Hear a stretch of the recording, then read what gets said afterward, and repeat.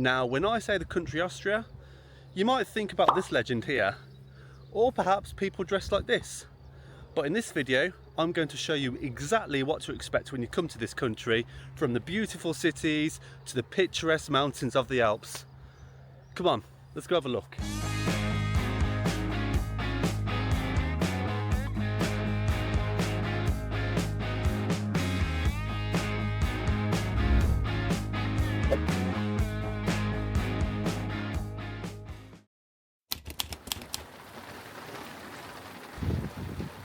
Oh, God.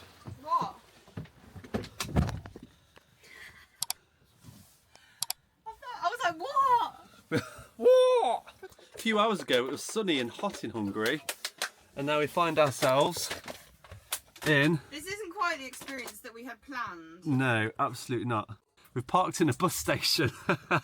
We'll just stay here for 2 nights, I think. I ain't paying for that other place. €30. But it's cheap. It's about €4 for the night, and it's about a 30-40 minute bus or tram or metro or something into the capital city. We are self-sufficient. We have gas, so we can keep the fridge on. We can still cook, and we have a gas kettle. I guess it's the one that goes when it's done. A whistling kettle, yes. Right then, gate 1, Floresdorf. The train is here. We said we need to be out by 8:30, and it's about 9:25. Textbook. Ah, we missed it. 4 minutes. Ah, there we go. Cut to Vienna.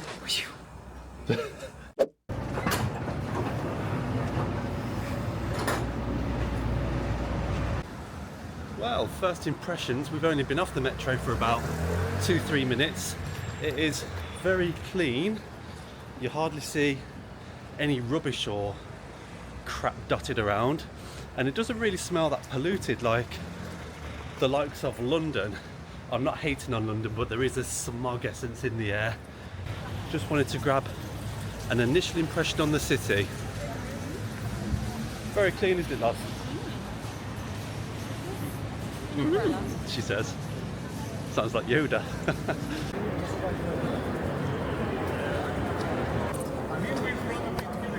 Right, we're on this walking tour, as you can see in the background, and there's an American lady farting around about the power of the dollar, and there's a bit of a debate going on. So I thought, what a great opportunity to show you some of the buildings behind me.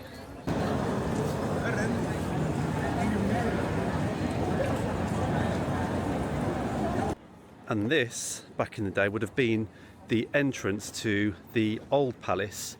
And just where these lines are on the wall, if you can make it out, there was a moat, but not a water moat. It was always dry. And what would happen is people that would be naughty or play up, or the government knew that they were wanted, once they actually captured them, they'd throw them underneath. There'd be like an underground section. And because there was no water, and you stereotypically think of, you know, alligators or bloody dragons or mythical creatures, none of that nonsense. They put 3 bears in there. So people who pissed off the government or were wanted, upon entrance to the old palace, they'd get thrown into the pit underneath where the bears would be. And of course, I'll let you decide what happened from there with their fate. But there you go, bit of old school history. Right then, we've stopped in this cafe. What's it called, Loz? Cafe Orkia. Sorry, just snatched the menu. Yes, but yeah, it's pretty cool. It's like we've gone back in time. Let me show you some of the pictures. They're a famous delicacy. It's like a chocolate cake. You can get it with cream apparently because it's quite dry, but we're going to try that anyway with a couple of cappuccinos. Hopefully the rain stops shortly because it is pelting down at the moment, and I still need to show you guys all around the capital city. So Lars, put the cappuccino to one side, and of course, but I want you to do the taste test. I'm doing the taste test. Yeah, man.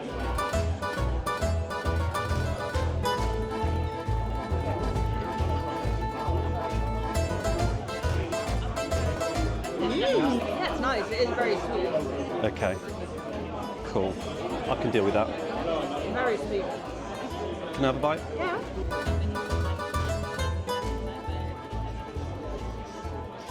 Yeah. Yeah, it is dry.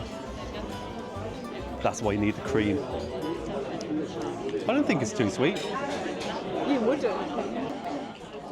You can taste the apricot in it, ever so slightly. The sponge is soft but a little bit bitty, would you say? It hasn't got like a... it's not moist. Moist is the word I'm after. It wasn't moist, but you can taste the chocolate, you can taste the apricot. I would give that... I'll give it 8 out of 10. Yeah? 8 out of 10. There we go. Back to some history in a minute, I promise. Let me just devour this cake.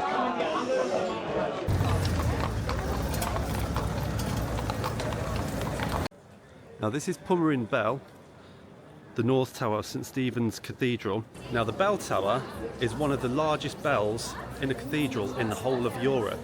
Now the reason it's significant is because the bell itself is actually recast from metal used in the cannons by the Ottomans, and they reclaimed it in the 1683, the late 16th century. Now that was actually the start of the decline of the Ottoman Empire. If you don't know who they were a Turkish empire that ruled the majority of Europe for in or around 600 years. It was actually just before the 17th century started that the Ottomans relinquished the whole of Hungary.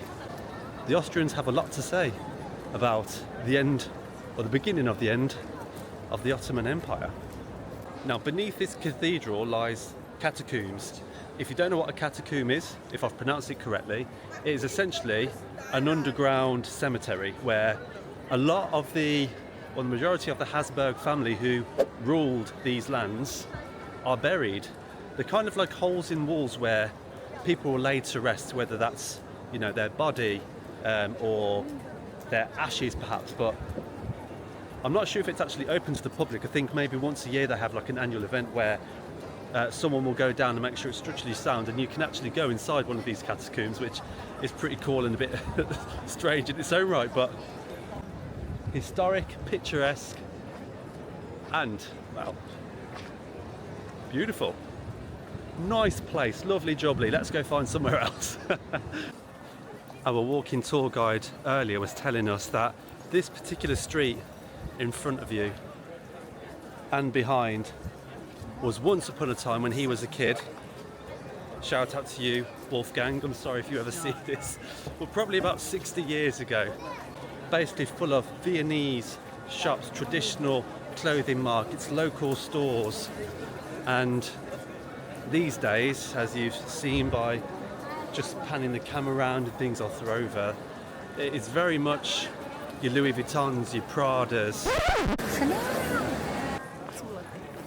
Chanel! My parents gone! So it lost a lot of its cultural history in terms of the local trades, clothing stores. Oh, sorry, got in the way of someone's picture. I'd be fuming if that was me, sorry. But yeah, what was once a lovely street full of local clothing shops and local restaurants and bars is now literally just filled full of the most expensive clothing brands in the world. So this bad boy is a monument to the Son, the Father and the Holy Spirit. What I want to point out, if I can find it on here somewhere, here we go. So there's members of the Habsburgs family. Now let me zoom in. You can see how the chin is so prominent, like a crimson chin. Now that is because, as weird as it sounds, a lot of the Habsburgs were incest. So if you're a Game of Thrones fan, to link it to that, we're thinking like the likes of Cersei and Jaime, the Lannisters. The only exception was brother and sister weren't allowed to get married, okay, or conceive. It was very much cousins, first cousins, uncles, aunties. It was all about keeping the royal family in the family. So as you can imagine, times that by centuries, hundreds of years, loads of defects physically and mentally. So you can see some of it on there. Members of the Habsburgs would have actually paid for those statues to be built, and obviously that dude wanted his chin out here to reflect that it was actually him. So reflecting incest in this glorious monument is, well, I'll let you be the judge of it. Also, I've got to put my camera away because it's raining again and this thing isn't waterproof. But talking about the shops earlier and all these makes and brands, there is a shop here which is like super expensive, and it actually holds a bottle of wine in there which costs $33,000 just for one bottle. Madness. What you're seeing on your screens now is the exact view that on 13th of March 1938 Adolf Hitler was looking at, or overlooking in the background on that very balcony, made the famous speech of the annexation of Austria and appointed a new Nazi government. Now, after World War I, inflation here in Austria was 17,000%. Can you imagine? 17,000% inflation. If the structural damage and psychological damage from the war wasn't enough, the economy was there. And then to top it all off, Adolf Hitler stood here on the balcony and said to the people of Austria, "Follow me.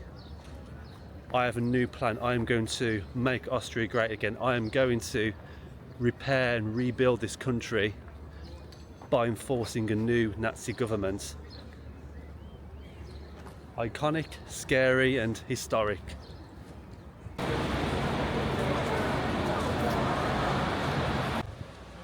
You've got the famous opera house here in Vienna with the iconic green roof. There's a different show on every night of the week. So in theory, if you ever come to Vienna and you want to watch, well, if you're here for a week, you could literally watch a show every night and it'll be different, you know? Different casts, different stages, different actors, singers, orchestras, whatever. All different every night of the week. And just here in the background is a statue and a monument to the Jews that lost their life in the conditions they were in back in World War II when Adolf Hitler was in charge. And on the floor is actually, you probably won't be able to make it out, but it is a Jew on his hands and knees or lying down with a scrubbing brush, because back then the Jews were made to scrub the floors, the tiles with, could be a shoe brush, toothbrush, didn't really matter, anything to belittle them and give them hard, punishing jobs. It's a beautiful city that's just obviously had so much development since, but a lot of this does go a long way back, so really cool. Really impressed with Vienna. Glad we've came. Obviously a lot of capital cities are going to be developed and well built and whatever else, but there's so much history, both modern and old, going back centuries with the Habsburgs and the Ottomans like we've already spoke about, and then in more recent times, without getting headbutted by a bloody pigeon again, as you may have seen from previous videos if you follow the channel, you've got monuments to the war, all sorts. Yeah, capital cities in general, very built up and have their own history, but we're very impressed with Vienna. Love what I've seen so far. Just what I needed right now, a nice cold beer. This is huge. What did you order? Schnitzel. Schnitzel. Original schnitzel. No, we're getting This is roast nice pork as well, with mashed actually. potatoes. Came out quick, didn't it? Oh yeah. Have you got a good view of my dinner? Yeah. And the crunch, is it soft in the middle? Crunchy on the outside? Oh yeah. Delicious. Right then, I need a bite of your schnitzel. What's your impressions on Vienna so far then? Pretty. Yeah? Characterful? Yeah. I tell you what. It's a shame about the weather because I feel it would be a better experience in the sun. Yeah. You can say that about Still most very places nice. though. Yeah, exactly. It's very historic, very characterful, very clean, very pretty.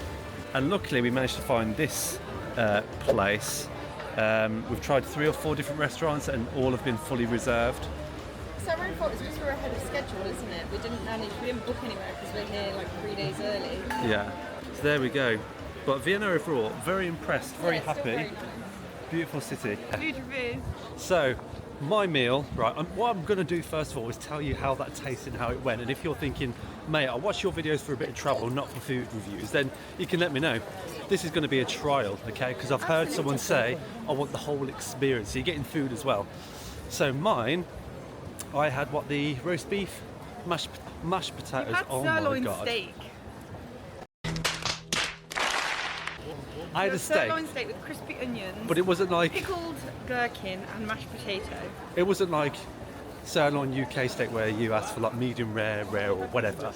It was just, it was served as it was basically. But the mashed potatoes, unbelievable. Creamy. So my meal, can't fault it, 10 out of 10. Your meal? Absolutely 10 out of 10. Yours wasn't 10 out of 10. You preferred my meal. You said that. You can't be 10 out of 10 if you thought that mine was tastier. I couldn't fault mine. No, you couldn't fault it. So it has to be a 10 out of 10, no? Mine was better though than yours. Yeah, I preferred Lauren's. I had the original Austrian veal Schnitzel. with the potato salad side.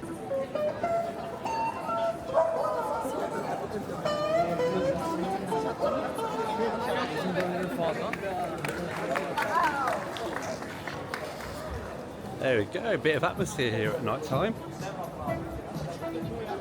I don't know what he's about to play, and I don't even know what it is other than some kind of guitar, but it sounds funky, you know.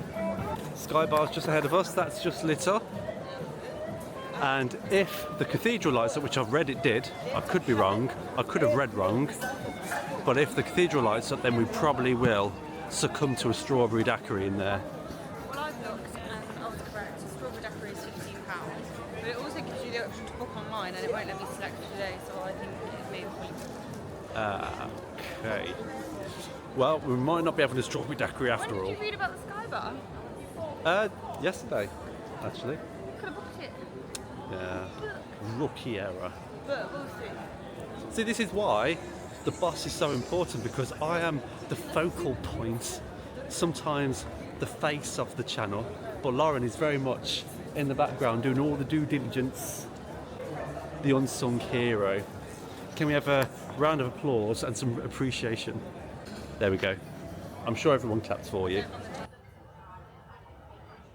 So that is St Stephen's Cathedral at night. We might just stop here for a drink, so we're here till 9. To be honest, we've been walking all day. I've done like 30,000 steps somehow. My feet and legs are killing me. And I know I'm being a bit of a whiny little bitch. I'm sorry, okay? But I'm knackered. So I think after this drink, if this doesn't light up, then it is home time, I think. Lauren was literally just saying how times have changed, because years ago on a Friday night we'd be thinking, let's get smashed with another country, and Friday night here in Vienna, Austria, and we're like, oh, the cathedral closes in an hour, let's go check it out. So that's our next plan of action.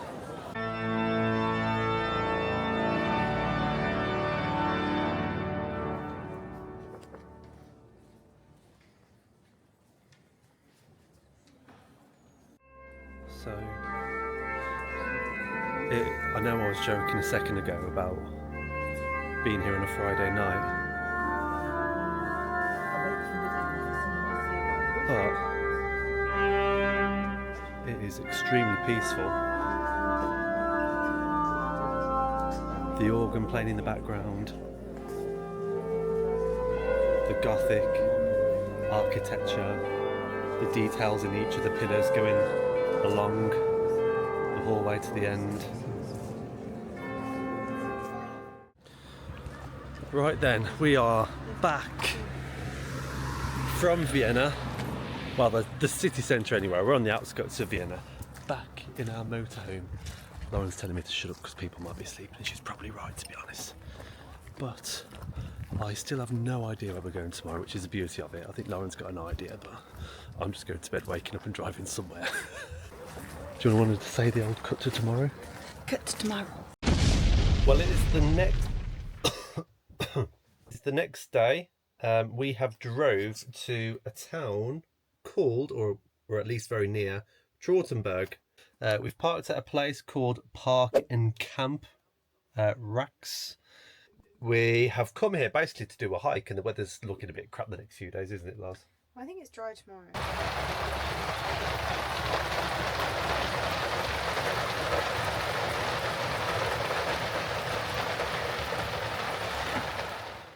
Okay, day 2, going on our walk. Lauren reckons because it's a little bit cloudy and overcast, as you can see, that we're only going to do about a 10-11k. Some people think only 10-11k, and some people are like 10k, what are you doing, man? Anyway, moving swiftly on, we're getting a cable car to the top of the mountain, and that's where the walk will begin. So let's get into it. Thank you.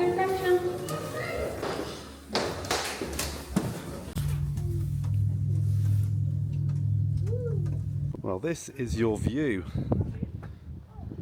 Brilliant, isn't it?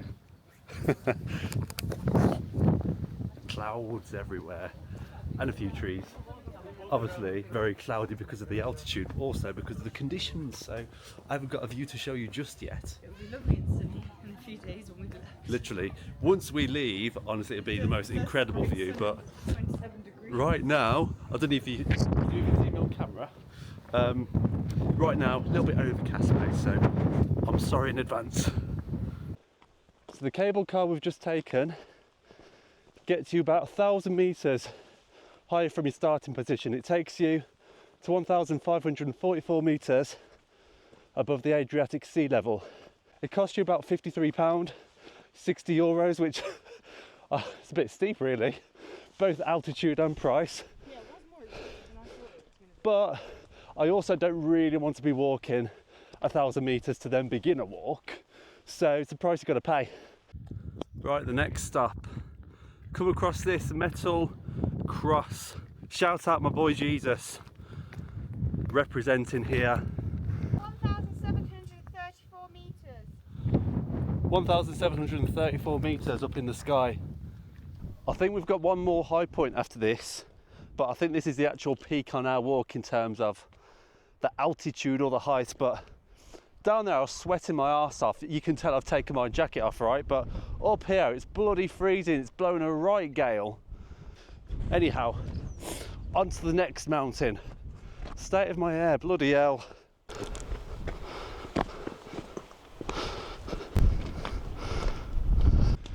It's been a pleasant walk, mate.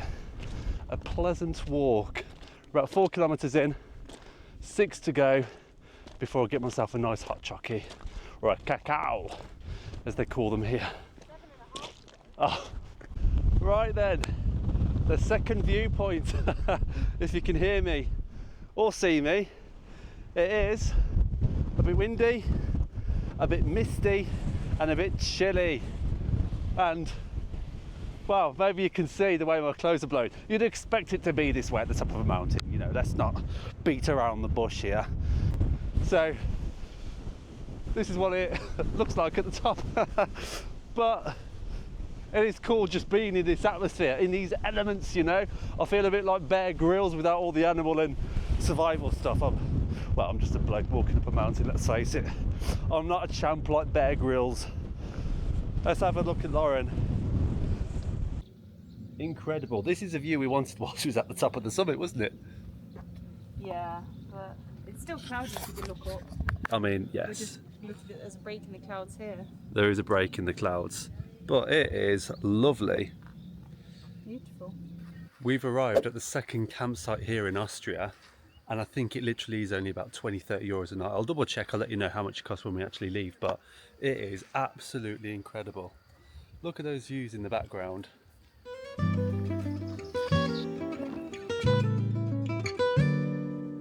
Hello.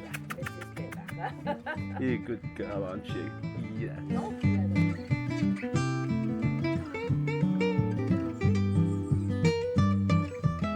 So we've encountered a small problem. The path is waterlogged. Ice cold. Oh my god. God.